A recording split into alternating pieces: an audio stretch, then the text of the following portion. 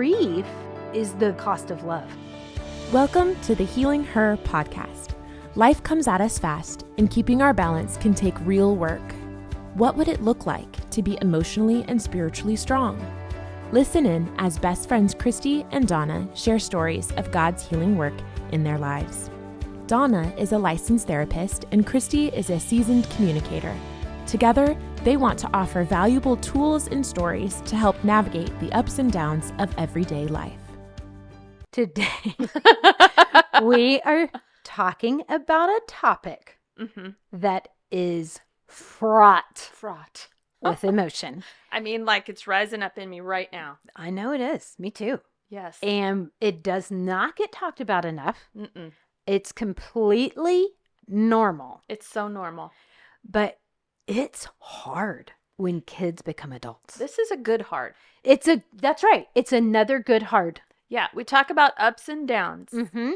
and often we get stuck in the downs. Mm-hmm. But kids graduating, becoming adults, Launching. launching Mm-hmm. is hard. It's the goal. You do not want them living in your basement Right. for the rest of their lives. That's exactly right. That's not healthy. Yes. And And when our kids become adults, it's really important that we treat them as just that, as adults. I think this is one of the toughest stages. When our kids graduate from high school, it is a hallmark. And when they turn 18, there needs to be a shift in responsibility, in advice giving, in money and support. right. Um, And you think about, okay, so your kid's going to graduate from high school. What do? you throw a party You invite everybody you love. to your garage. And They do that in the Midwest, y'all. Yeah, we do that. To our garage. Yeah. And we supply food and chips and cake and goodies. Brats. Brat. And Sweet corn. people bring money. Money. They bring lots of money. Why? To help your kid have what they need Yeah. to launch. We're celebrating these people. Totally. They We're made totally it. Celebrating. Yes. And then maybe you go through the summer, and then not everybody goes to college, but a lot of people do these days, right? And so you can launch this 18-year-old into a new experience Right. of dorm life, living away from you, and Starting a job. starting a job, right? It's a really common thing for there to be an enormous amount of grief. Wailing and gnashing of teeth. Yes. Can you tell? You have a grocery Yeah. store story. Yeah. Well, I know when our first son left for college, Yeah. we lived in Orange City, and he actually came here to Pella. Oh, yeah. To Oh, that's Central funny. College. Yeah. Woo, woo. Yeah. And he left early because he was on the football program, right? Yeah. So he started the football. So he's going to my hometown. Mhm. He's going to live not very many miles away from both sets of grandparents. And I am in Orange City feeling like I might die. Yeah. Here is this child that came out of my body. Right. And I loved and nurtured. Yes. And probably saved his life multiple Oh, times. so many times. Fed and laughed with and disciplined and loved and loved and loved. Yes. And he left me. Yeah. And that's hard. It's really That's hard. business. And then you go to the grocery store. Yeah. And somebody asks you, "Oh, how's it going? How are you doing?" And you break out in tears. And you cannot contain the emotion of, my kid is gone. Yeah. I love him, and Yeah. he's no longer living in our home. You know when it came out for me? No. Senior pictures. I know. It is. I just had what- that feeling. I believe you. Again. I know it. And I do think, I will say for me, I think the first one was the hardest Mm-hmm. because you are still in the mystery Yes. of how it's going to go. Yeah. And I remember I wanted him to do some shots in a blue blazer. Yeah. And he didn't want to. Of course he did. And for some Why would reason, you do what you wanted him to do? for some reason, I broke down crying. And I was just like, what? This is insane. I feel insane right now. Yeah. But I think it was all that emotion that's locked up in. The reason Yes. we're taking these pictures is because you're going to lunch. You're going to leave me. Yeah. Yeah. Yeah. And so I think we need to talk about this Yep. because there are a lot of moms and probably dads out there, but we're talking to moms today out there who are launching children and wondering, now what? Right. What do I do with myself? Because Yes. my heart is leaving my body. Yes. It also it is a really great time to go, and what now for me? Right? Right. Well, okay. Well, now you're the therapist and not the mom. So go ahead. Right. I'm about to lose it. My Yes. heart is like leaving my chest. Okay. And my best friend, Yeah. the therapist, says to me, Well, in that case, I would say be kind to yourself, Mm. right? Like Yeah. I'm going to say, hey, spend some time crying. Yeah. Let's talk about it. I want Right. to hear I want to hear everything in Right. your heart. right.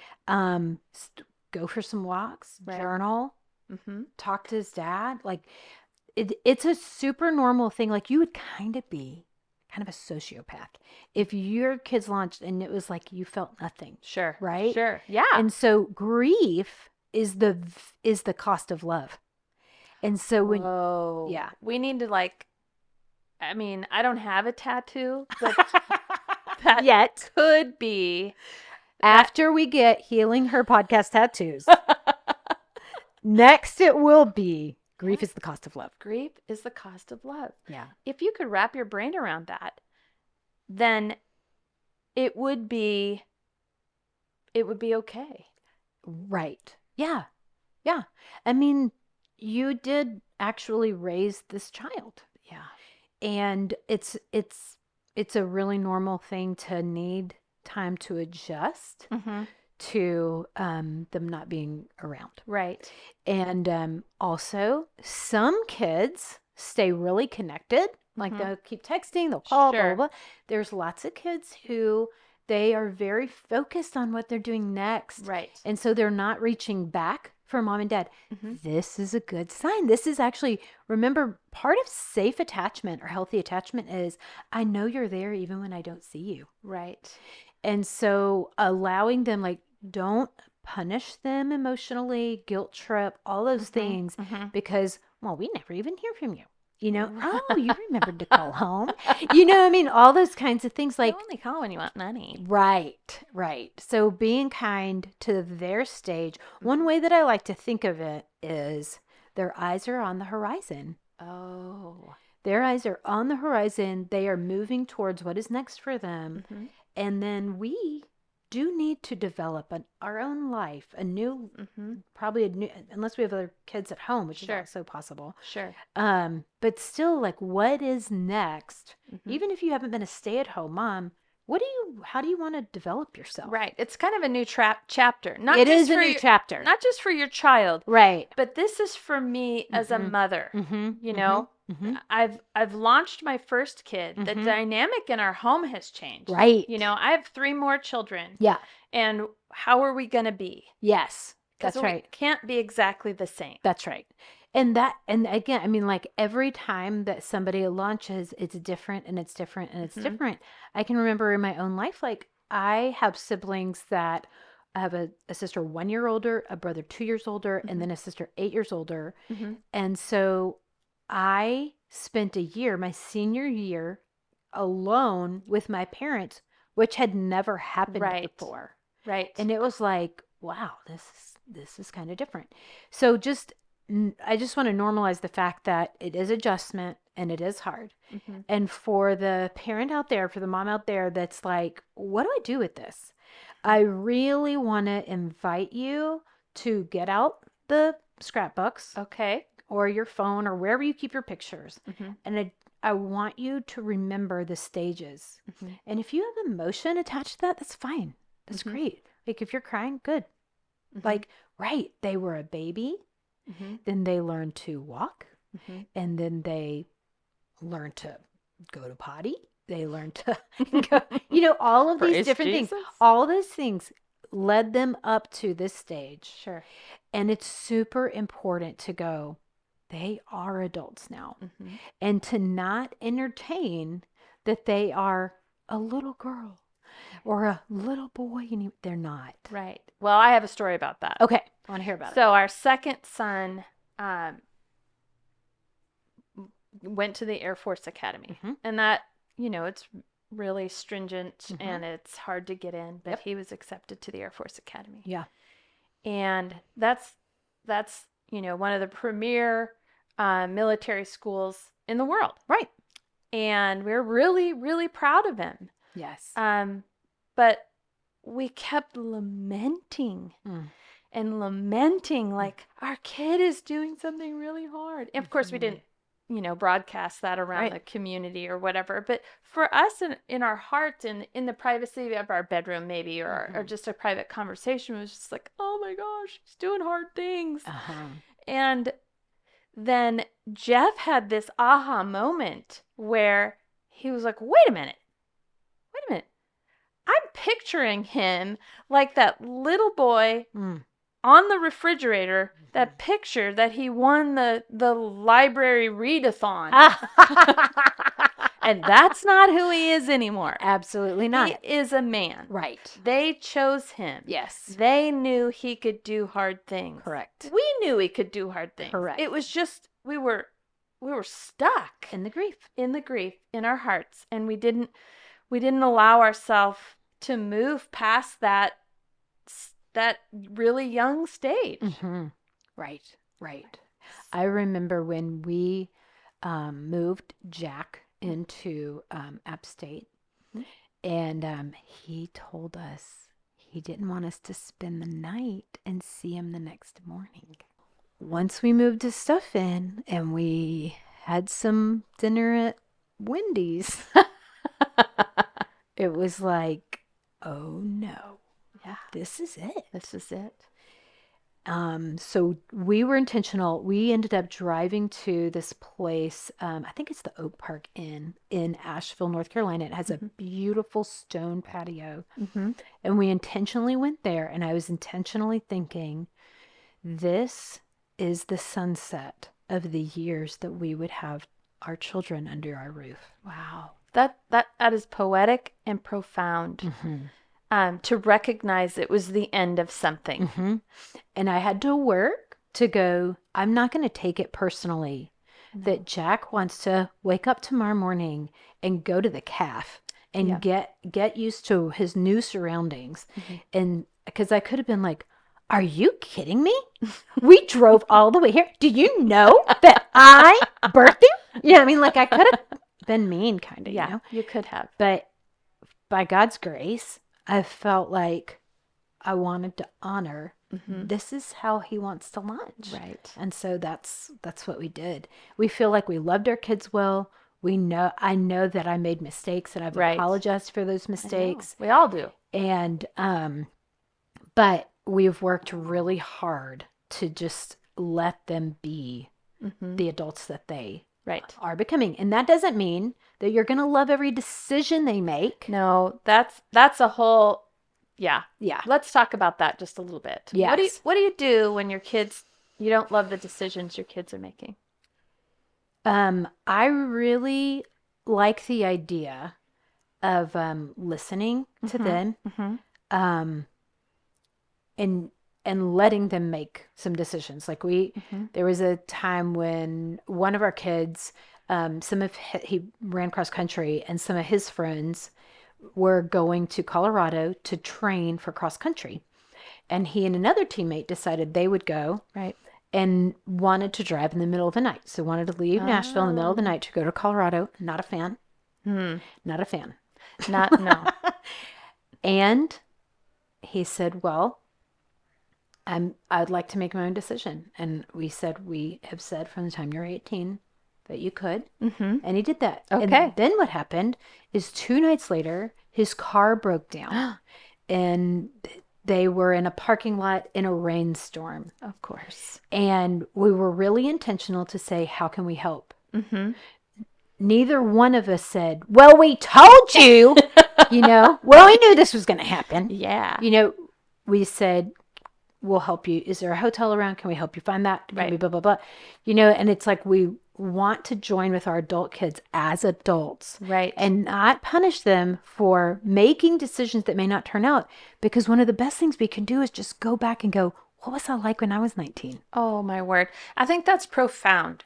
I think that when we look at our children, we expect them to behave the way we're thinking in our own heads. Absolutely. But if we put ourselves back when we're 18 or Yeah. 21, Yeah.